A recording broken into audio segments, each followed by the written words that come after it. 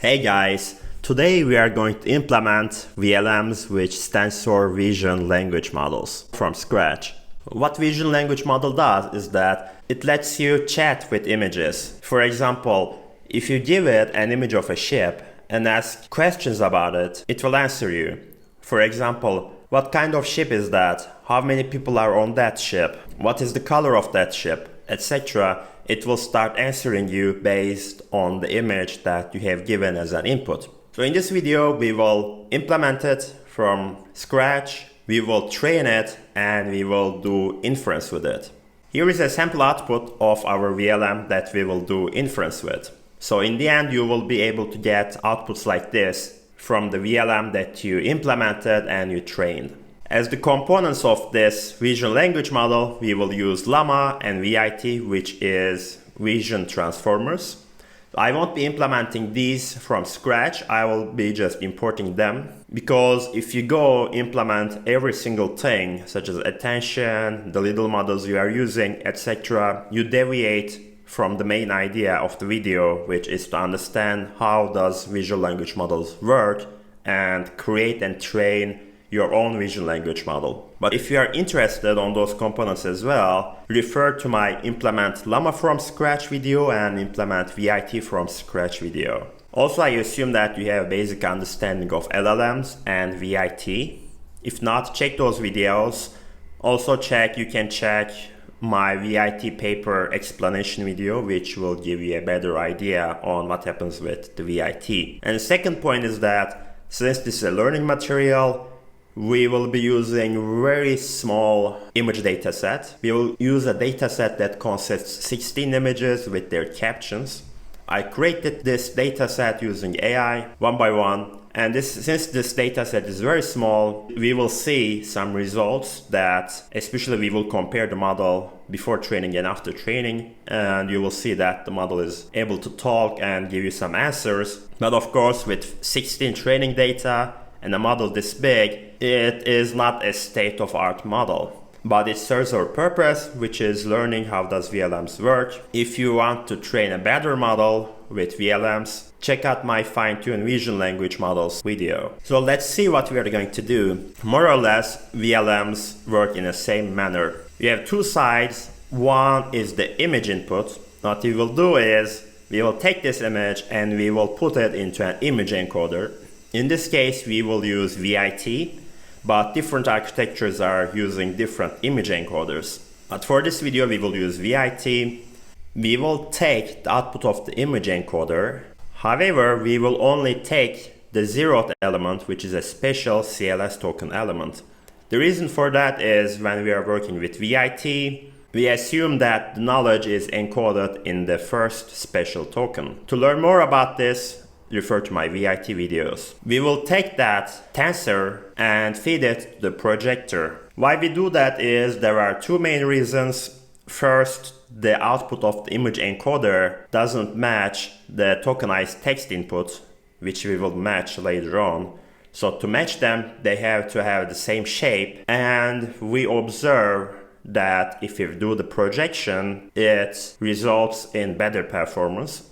So we are putting the projector. In this case, we are using just a linear layer. On the other side, we have the text input, which is a question, for example, what do you see in this image, or this is a photo of what, etc. We will take this text input, tokenize it, so it will be a tokenized text, and we will concatenate that with the output of the projector, and we will feed it into our LLM, in this case a Llama model. And it will give us the output, which is actually not directly text, but tokens, and we will just decode those tokens, and it will be our text output, such as this ship is red or blue or whatever.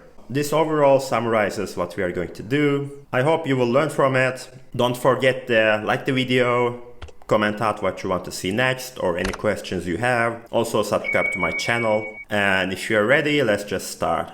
Now we are at the Kaggle notebook. As you can see, now I am working with a light background instead of our regular dark background. I thought everything is more visible with this way, but let me know if you know the dark background or you like the light background more so that I can shoot the future videos accordingly. The first thing that we want to do is download the dataset. So I prepared a dataset.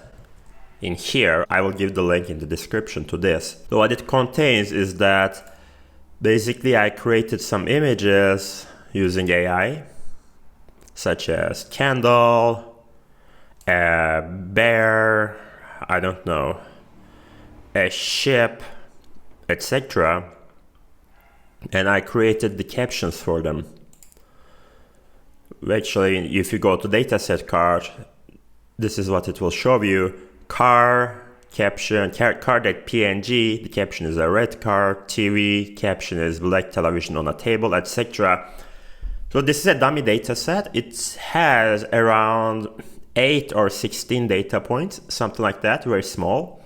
But it serves our purpose just to demonstrate that our VLM works. So we want to download that, and how we are going to do that is like this. Git clone and the link of that dataset, and let's just enter. And it should have cloned it to your current directory. If you're on Kaggle, you can just click this and it will open up a terminal. And if you run ls, it will just show you simple image captions. So if you see that, it is correct. If you're at any other platform, it will just copy it to your current directory, just like this. Now let's start importing the libraries that we will use. First, there's something called base64. So what we will use it for is that we will take the images and encode them in a way that the model can understand. So to help us achieve that, we will use the base64. And we will have input-output. I don't remember exactly where we are using it, but we're supposed to be using it somewhere. Next is pandas is PD, obviously to read the data. We will open the images with image from PIL. We will use transforms to normalize the images and load them as RGB. We will import torch for torch related things. We will use NN. From transformers, like I mentioned, we won't implement everything from scratch. For example, we already have Llama, so we will import that and we won't re-implement the Llama from the beginning. But if you want, we have a video for that as well. And for ViT as well, we will just import it. We won't implement everything ViT from scratch. But if you want to do that, we have a video that we implement ViT from scratch as well. So the things we have, we can import modularly. We will just import them, because by this, we stick to the main point of this video, which is not ViT, nor Llama, nor any other decoder-only model, but actually VLMs, and it is much more lightweight. But like I said, if you want to implement Llama as well, go check out my video on implement Llama from scratch. All same for ViT. If you want to implement ViT from scratch, go check that out. And if you want to do a better fine-tuning with a model that already exists, just check out my fine-tune VLM video. And if you like, instead of importing Llama here, you can use that Llama model we implemented in my video or the ViT that we implemented at another video. But for this, to keep everything lightweight and on to point, we will import them.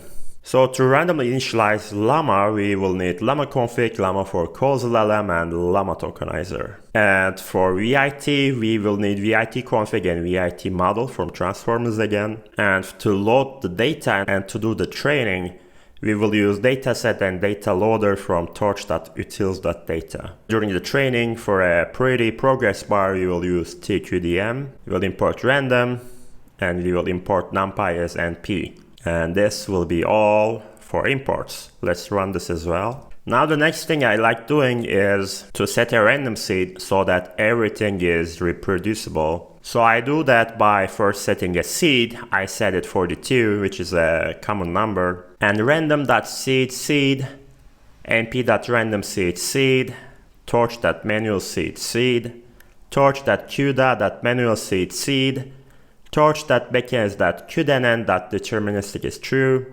torch.backends.qdnn.benchmark is false, torch.backends.qdnn.benchmark false, and this should overall set everything and make it reproducible. Now it's time to define hyperparameters. So this is interesting because since we are dealing with a very small data set, this hyperparameter selection makes a huge impact usually. So I tried to find the best that I could find to give the best result to demonstrate the VLM works. But even though a small change makes a huge impact on the output, especially with the small data set. So feel free to play with these hyperparameters. Let's start by batch size. This also depends a bit on your GPU, but also since we have a very small data set, I set it to 16. You can make it lower or higher. Number of hidden layers, I set it to 16. This will be used to create your ViT. Max length, this is the max length that the tokenizer will process the inputs. So it will truncate them to 16, which is okay because our captions are very short. Evaluation interval, it says the interval that you want to run the evaluation during the training. I set it to 10. Learning rate, so I found out that 9e-4 works the best, but you can play with this. I did the training for 6 epochs. This is the embedding size, embedding dimension, which you will use in your Llama model and your projector. I set it to 128. This is the number of attention nets for Llama. I set it to 8. Number of layers for Llama. I set it to 8 again. The dropout, because it's a small data set and we do a high epoch, it was very prone to overfit, so I set it to 0.4. Image size is 96. Patch size is 16. Image embedding dimension, this is again for your ViT, I set to 512. Number of channels, we will be working with RGB images, so they have 3 channels. Max positional embeddings, I set it to 128, so this denotes the maximum sequence length that your model can handle, but we already set the maximum length 16, so you can make it much more lower as well.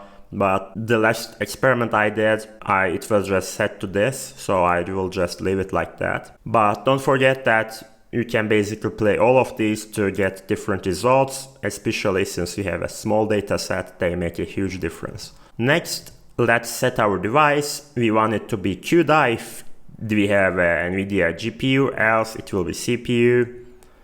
And to load the tokenizer, we will use Llama tokenizer, that's from pre-trained. We will use Nose Research Llama 27B Chat HF. By default, it doesn't have a pet token, so we will make it end of the sequence token. This is a common practice. And we want to make the padding size right, since this is a decoder model.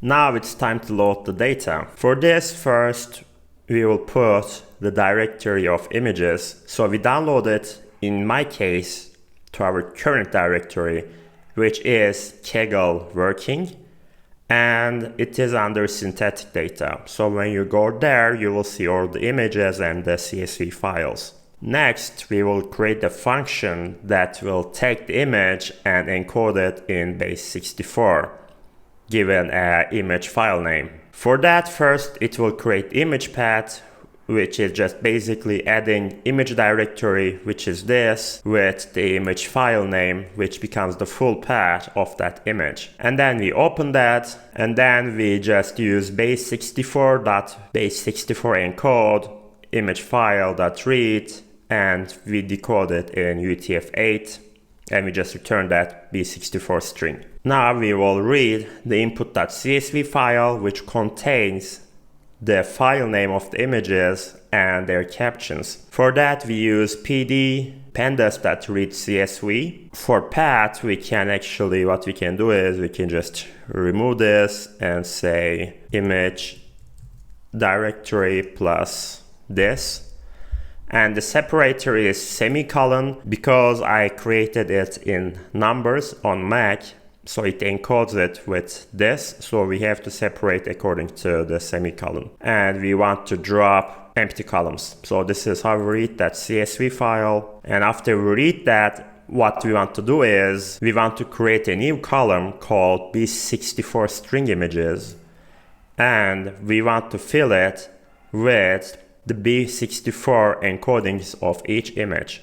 So how we can do that is we can just go to the file column of the data frame inputs.csv and apply this function we created, which is image file to base64, and put the results into this new column called b64 string images.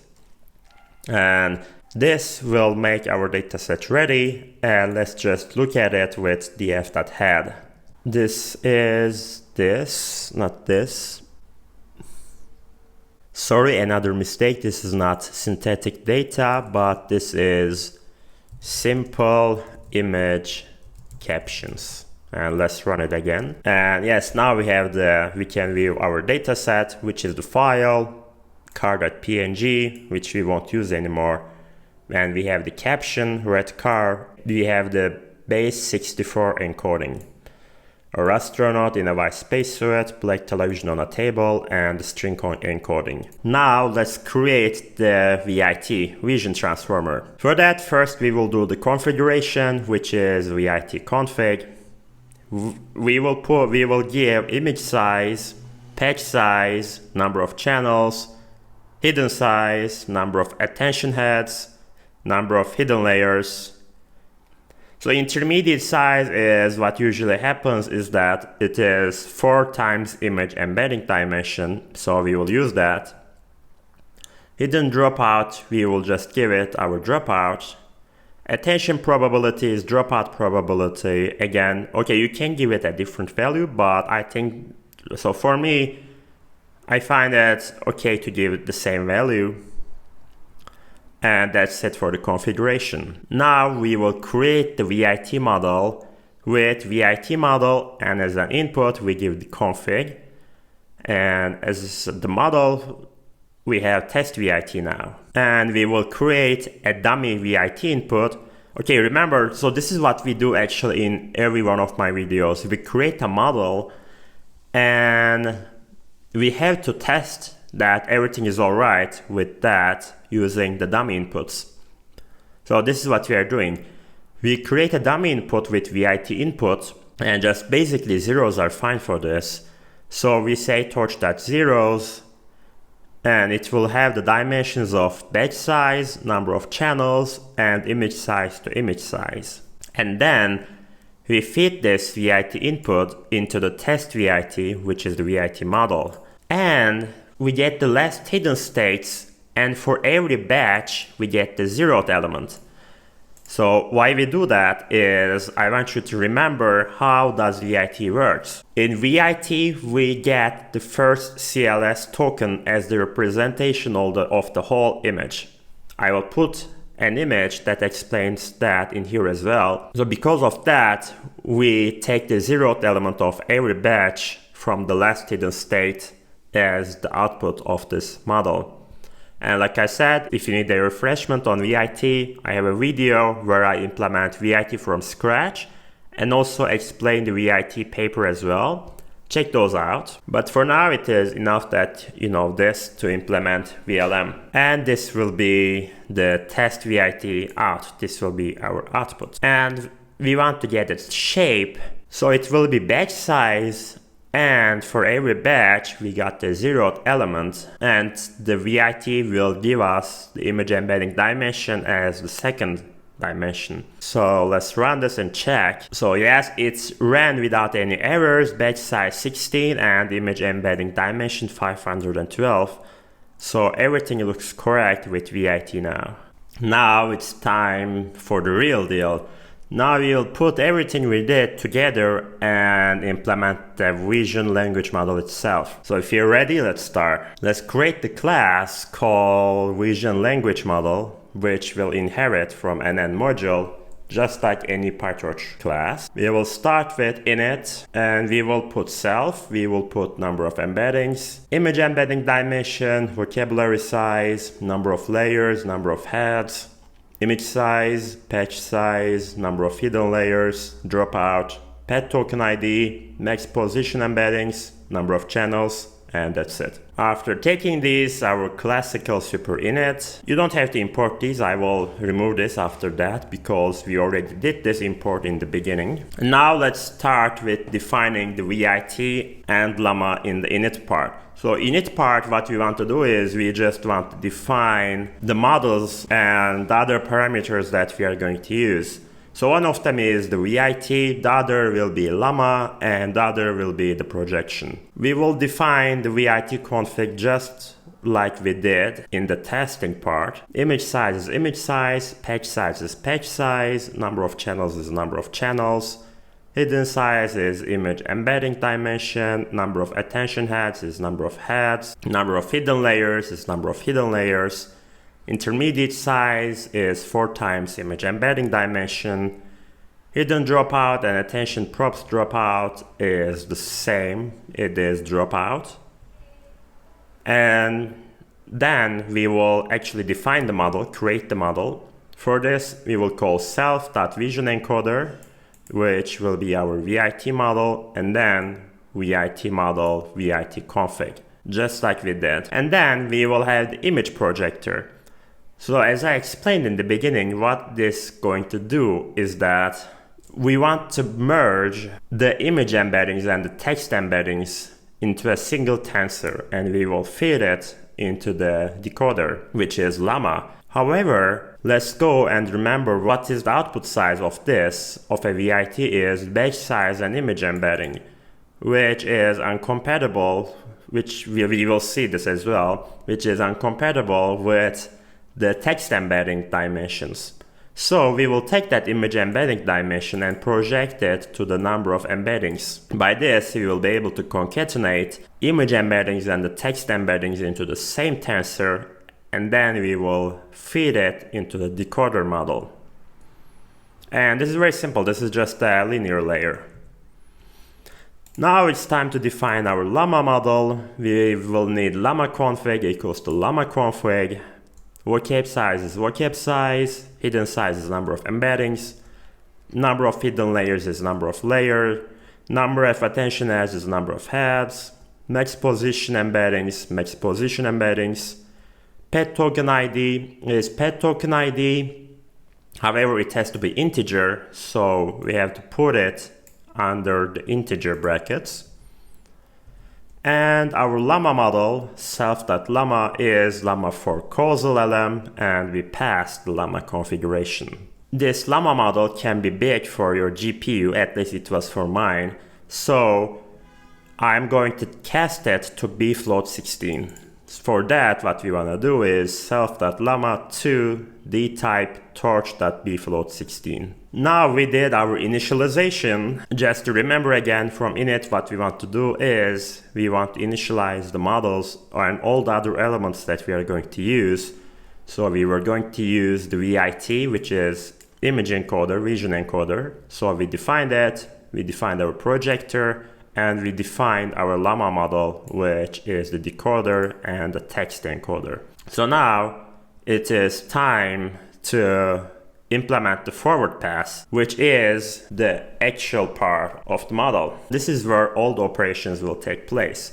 So for this, as input, we will take the image array, input IDs, and targets depending on we are doing inference or training. Here, the image array is the image itself as a tensor loaded in Torch, normalized and transformed, and input IDs are the tokenized texts. Actually, before going on with the forward first, I want to check that this initialization actually works. For that, I will comment out the forward, which we will come back, and we will just do the model initialization, and we will do model.toDevice because we will use the same model during the training. And if this works, the initialization part means that it is good to go, and it worked. And this is how our model looks like after the initialization. We have our Llama, image projector, and vision encoder. Now can go on with the forward function. So I'm gonna uncomment this and put an additional space here. So the first image array, its sizes would be, since it is an image encoding, will be batch size, number of channels, image size, and image size.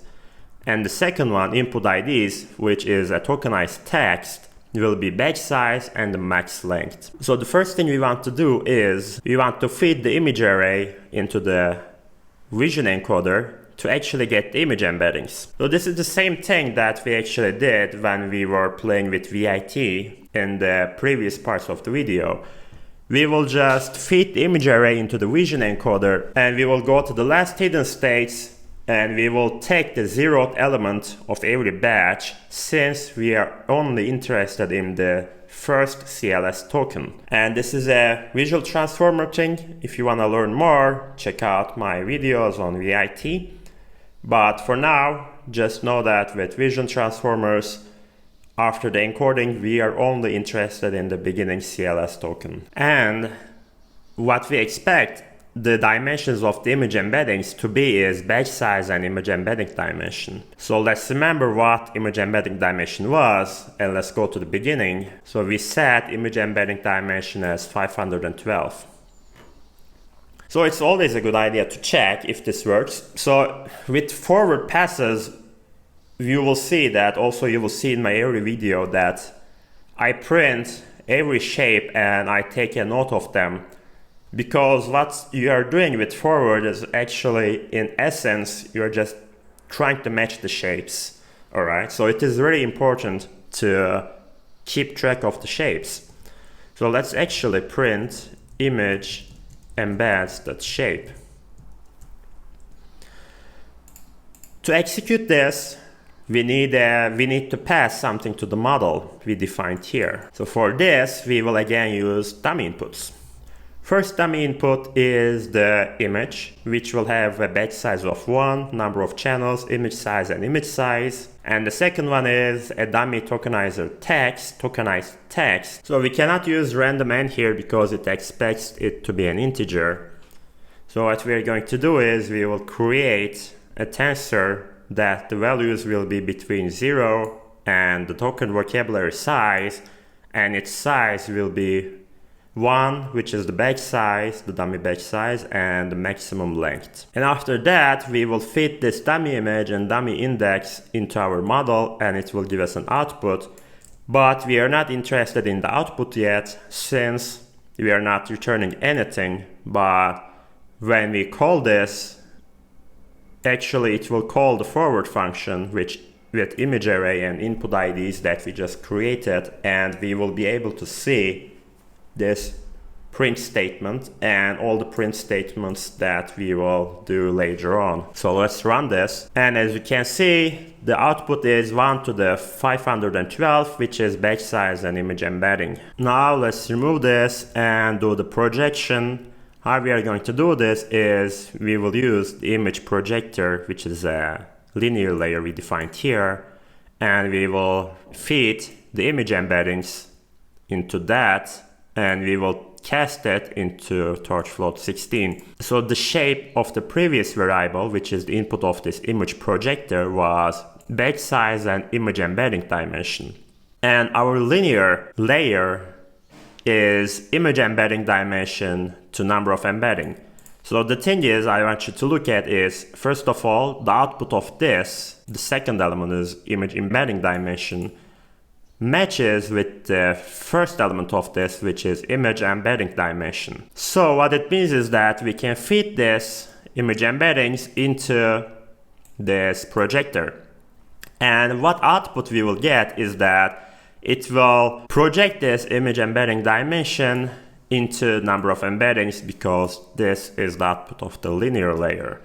So as a result of this, we expect this to have size of batch size and number of embeddings, because image embedding dimension will be projected to the number of embeddings. And let's actually check that by print image embeds projection. And let's run this. And of course the shape, I want shape. 1 to the 128. Let's check our number of embeddings as 128. And as dummy inputs, we are using the batch size of 1. So this shape is also verified. So let's remove this.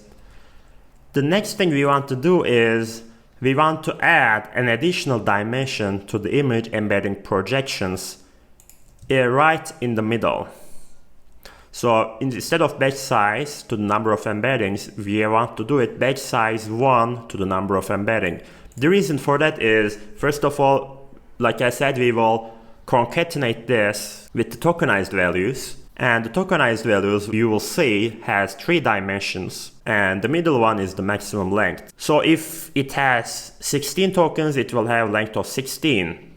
So in this case, we only took the 0th element. So we only took 1 element. So our maximum length is actually 1. So since we are working with only 1 dimension, only the first elements, which is only 1 element, we add another dimension here, and that dimension has to be 1. And after this, we will be able to concatenate the image embeddings and text embeddings. But first, we need to get the text embeddings. How we are going to do that is we will go to our Llama model and we will go to our embedding tokens layer. And what we are going to do is basically fit the input IDs, and the data types should match between the model and the data. So the model is bfloat16, this data is bfloat16, so this has to be bfloat16 as well. And as a result of this, we expect this to have dimensions batch size, maximum length, and number of embeddings. So basically, we already had batch size and maximum length. We put it into the embedding layer, and we end up with the embeddings of these tokenized texts. So let's verify this and print text embeds that shape, and 11628, which is correct. Let's remove this. Now it's time to concatenate these text embeddings and image embeddings projections. So this will be the input of the decoder. How we are going to do that is very simple. We will call torch.concatenate. We already matched the sizes, as you can see. It has 3 dimensions, it has 3 dimensions, and we are just going to concatenate them, give them inside the list, and we will concatenate them alongside the dimension 1. And this is only a 1 token, remember the first token. And we concatenate that with the max length. Its dimension will basically become max length plus 1. So we'll just add 1 to that. Now, instead of 16 tokens in the sequence, we have 17 tokens, and the first one is the CLS token. Let's actually verify this and print input embeddings, that shape. And as you can see, 1 is the batch size. Max length was 16 plus 1, now it is 17, and the number of embeddings is 128. Now we can delete this. However, there's one more thing that we have to create before feeding these input embeddings into the model, which is attention mask. So how we are going to create it is basically torch.once. We will get input embeddings up to the second dimension, which is batch size and max length plus 1, because we don't get the number of embeddings because we apply this attention mask to the sequence, and number of embeddings is not a part of the sequence. And this data type of this is torch.long. Maybe you can make it bfloat16, I'm not sure, but long just worked in this case, so I kept it. And the device is whatever input embeddings has, which is whatever device you put in the beginning. And since we only get the first 2 elements, it will have the size, batch size to max length plus 1. Now there is something interesting here. As you might have seen, here we have a variable called targets, and initially it is none. What targets is that it is the gold value, which is the Y value, or you can call it the grand truth. So when do we use the grand truth is when we are doing a training. And when we are doing an inference, we don't need that. And when we are doing the training, somehow we have to take that into account. So to distinguish that, we will have an if-else statement here. So if target is not none, means if there is targets, which means we are actually doing a training. What we will do is, by the way, the size of the targets is batch size and max length, because it is actually a text, a generated text, and it will be done according to the max length. By the way, this will be the captions, basically, these targets. What we want to do is we want to create a tensor filled with minus hundreds with the size of targets.size 0, which is the batch size, with the actual target's value. So what it does is that, as you can see here, the target has batch size and max length, but our input embedding says batch size and max length plus 1. And that plus 1 comes from the CLS token. But our targets, which is a text, which comes from captions, doesn't have a CLS token, because basically it is just a text. It doesn't have an image, so it doesn't have a CLS token.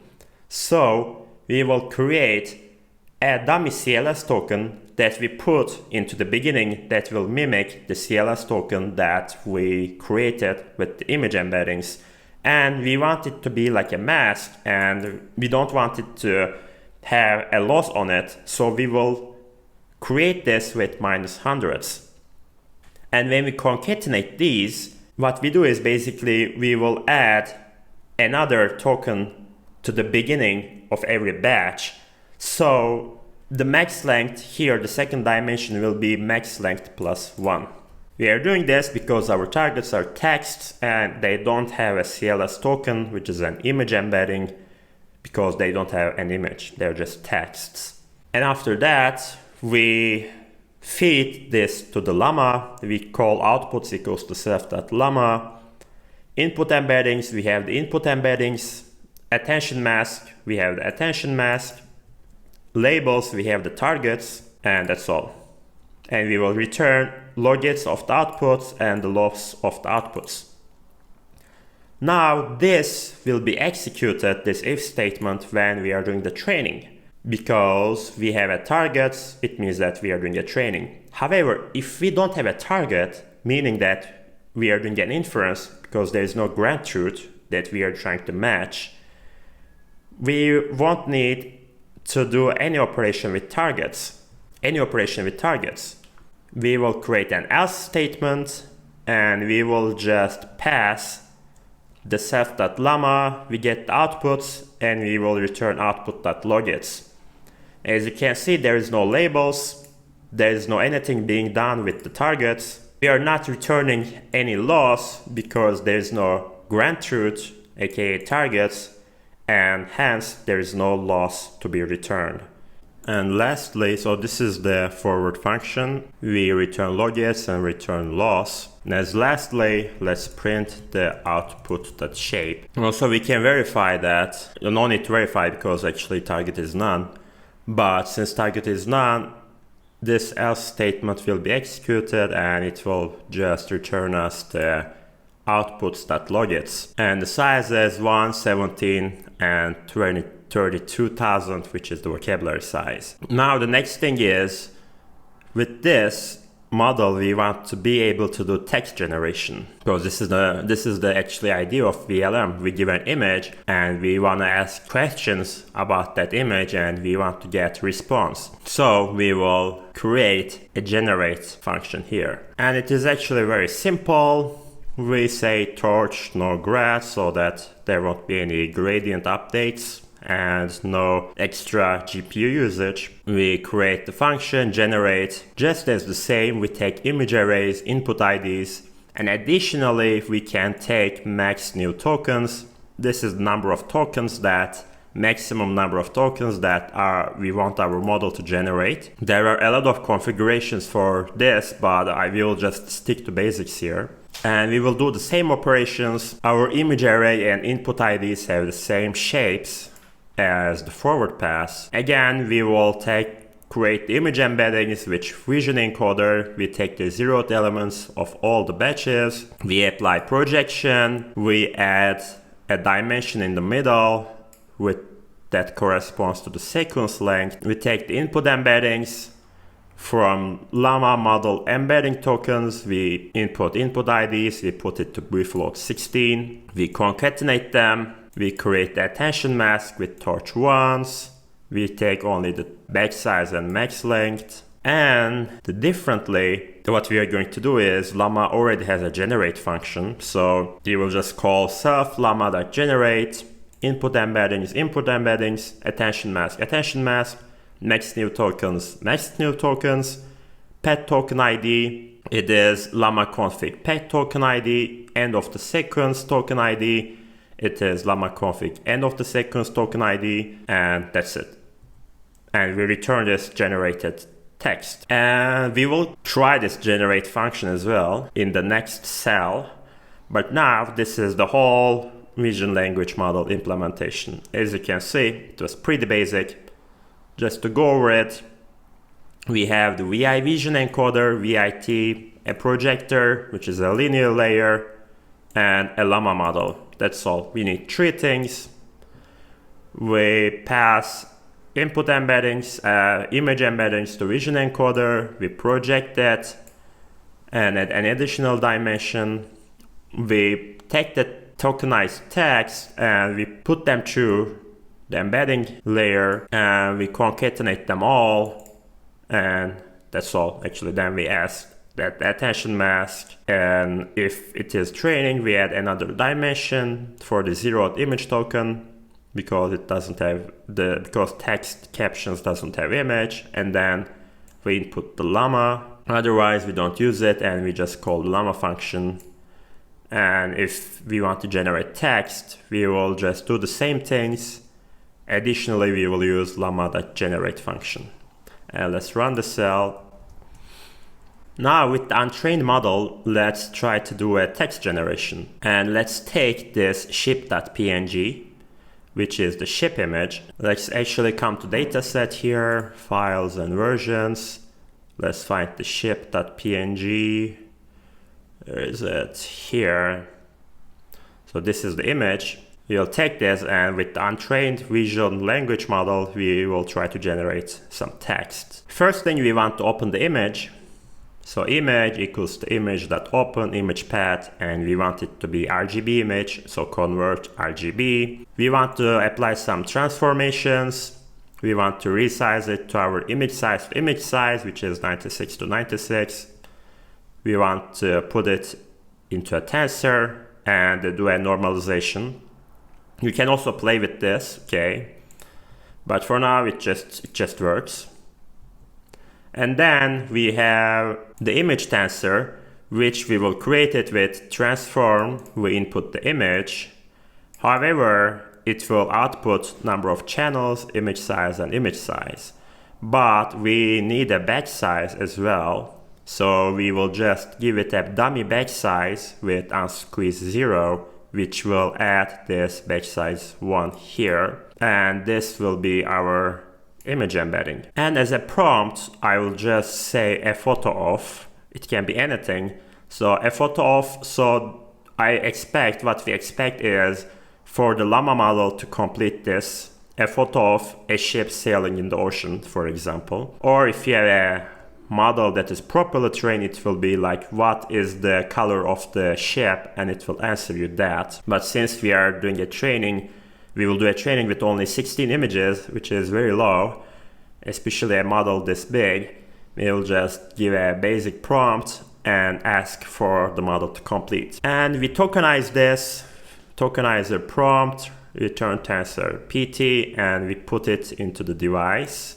And we take the input IDs. And with torch no grad, because we are doing an inference, we will call model.generate. We put image tensor, we put input IDs, and next new tokens, I give 30. So this will return the logits of the generated text. So to make it meaningful, we have to decode it. So how we are doing it is tokenize.decode, generated ID is 0. So because this will return us a list, and we actually only gave a single input, which is a photo of, we will just take the 0th element. And we don't want to see special tokens such as padding, end of the sequence, start of the something, etc. So we will just skip that. And we will print the generated text here. And let's see what it will give us. A nonsense, which is what we expect because the model is empty, random. The Llama is random, the ViT is random, so everything is random now. So it will give us some random generated characters, which is completely normal. So now we want to change that. To change that, we will need a training, and to do the training, we need a dataset. Before going on to the dataset, we need a helper function, which is base64 to tensor. And as you can see, what it will do is it will take a base64 string and it will turn it into a tensor. It will work with image.open. Okay, this is where we use IO. Okay, I forgot in the beginning when we import that. We will do IO.bytes IO base64.base64 decode and our string. If image mode is not RGB, we will convert into RGB because we are working with RGB. And then we will apply the same transforms compose operation, resize to tensor and normalize. As always, you can customize this.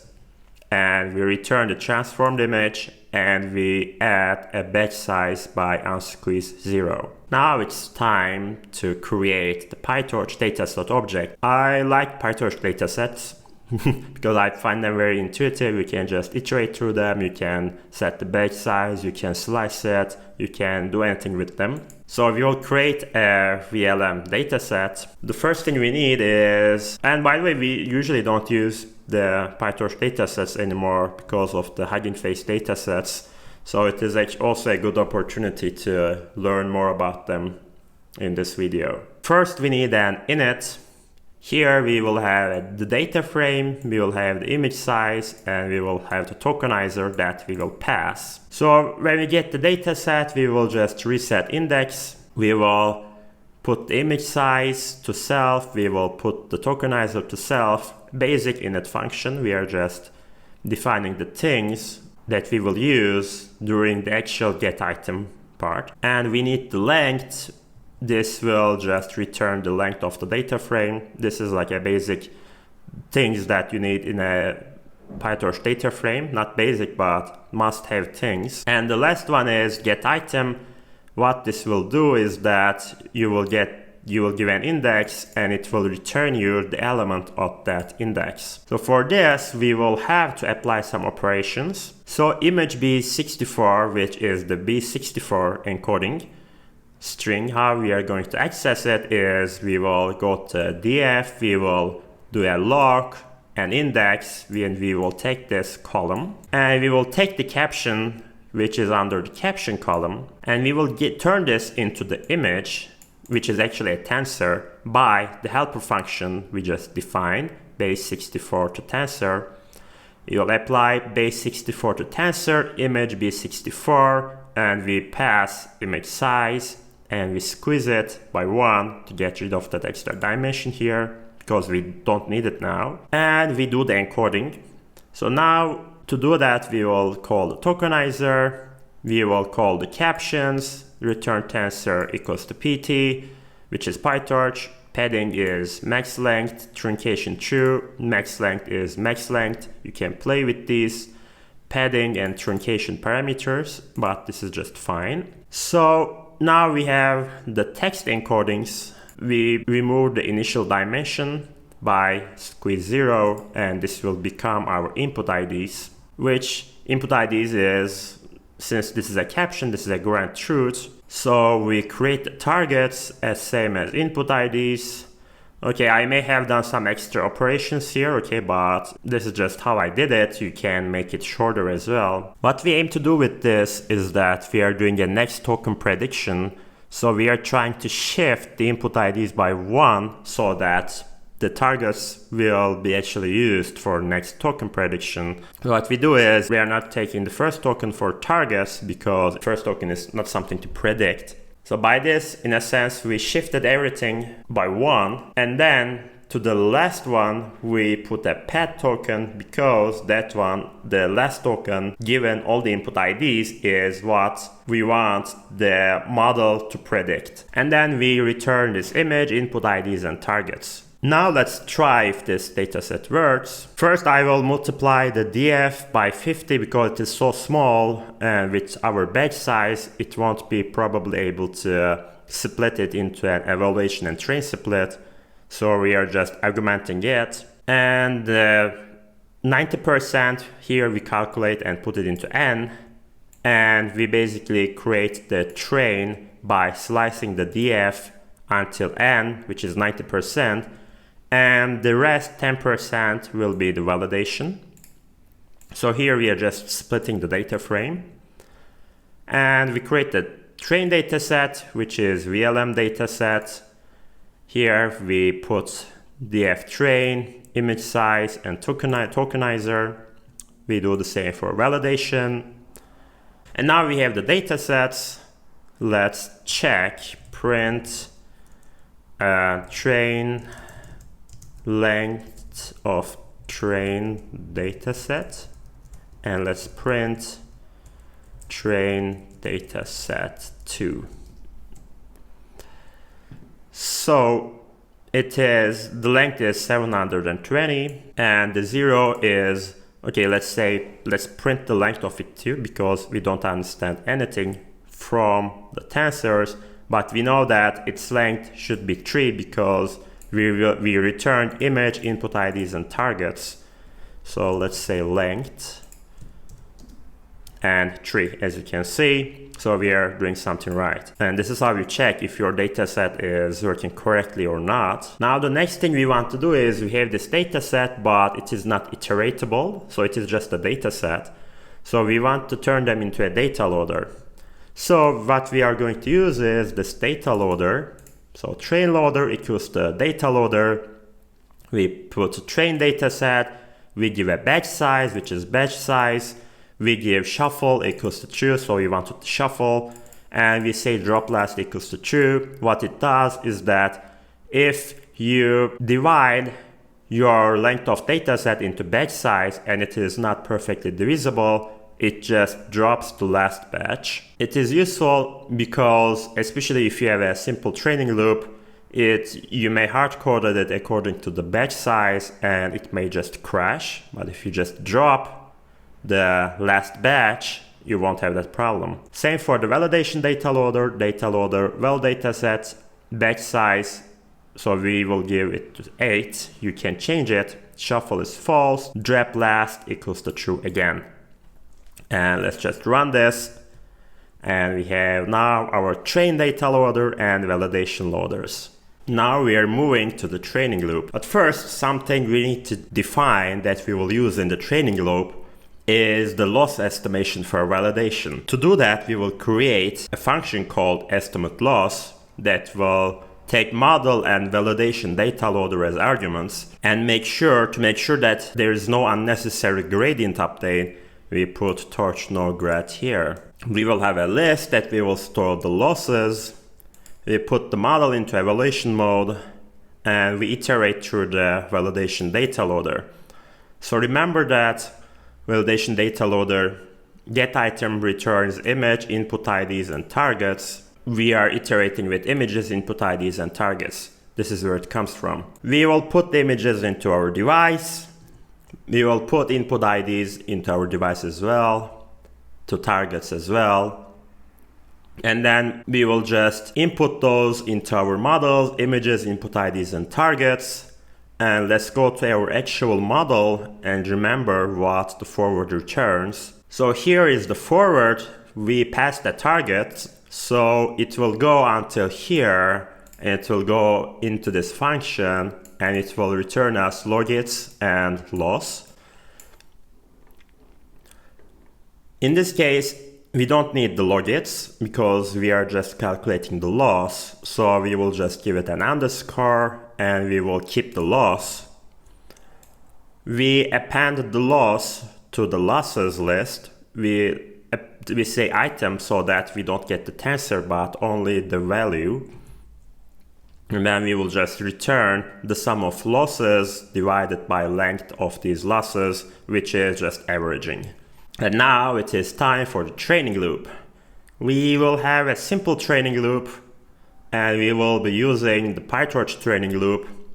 And if there's one thing I like more than PyTorch data loaders, it is PyTorch training loops. We don't use it so much these days, again, because of the HuggingFace trainer handles a lot of things for us. But the PyTorch training loop is so customizable.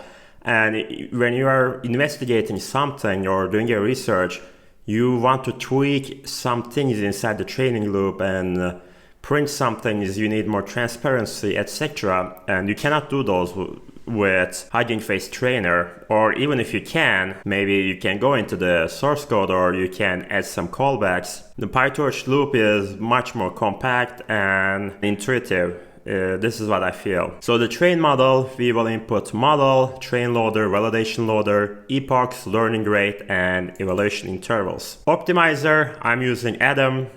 If you like, you can use something else. And we will start iterating through the epochs. We put the model into training mode.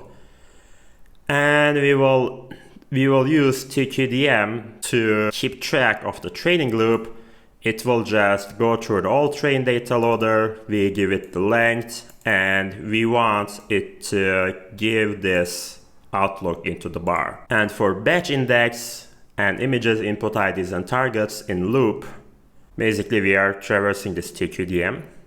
We put the images to device, input IDs to device, and targets to device.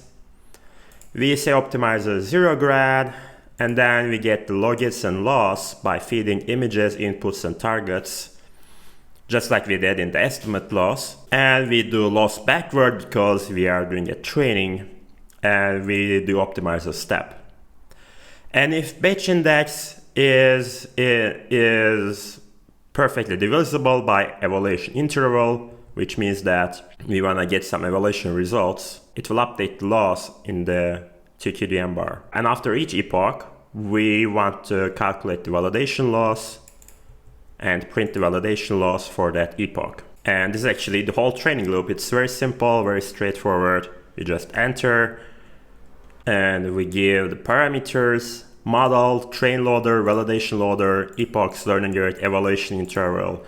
And we just press enter and it should start. And the training is complete. It's supposed to be very fast for you as well because we have like 16 data points in overall.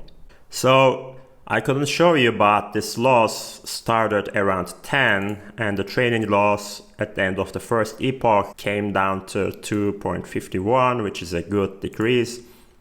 And validation loss from 2.3 to 1.8, 0.5, 2.8, 2.3, 1.5. So there happened some training. Now, since we have a model, we can actually try to use that. So remember here, we did a sample text generation with the ship.png and it generated some nonsense text. And let's try it again and let's see what it's gonna generate.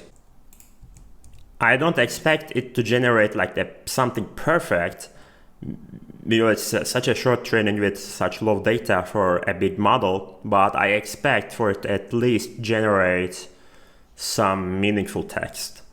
So I copied and pasted the same script here. This is just not plain, ship, and let's see what it's gonna give us. Sorry, the path has changed. This is the path. It gave okay. Like I said, it's not perfect, but at least it's not random text and it shows that something is going on. Let's try plain again. Let's try guitar, and with guitar it gives more reasonable thing, micros guitar up phone. Let's try microphone. With this, it gave micro house. Okay, probably it got confused with the house image. But the idea is, this is the visual language model is working and it is learning. So this is actually what we want to show, not to get like perfect results, okay, because obviously this is not optimal, but still we implemented the visual language model, we trained it, and we are actually able to generate text. And even though it is not optimal, if you feed a lot of data like a real training, it will start to give you some very meaningful outputs as well. So this is all for today. We implemented visual language model by using ViT and Llama. We did training, we did inference. Now you know how visual language models work in overall. You know how you can generate text with them. You know how you use them. Most importantly, you know how to build them and their internal workings. I hope you liked the video. Don't forget to subscribe to my channel and give a thumbs up what you want to see next. Comment it out in the description and see you at another video. Bye bye.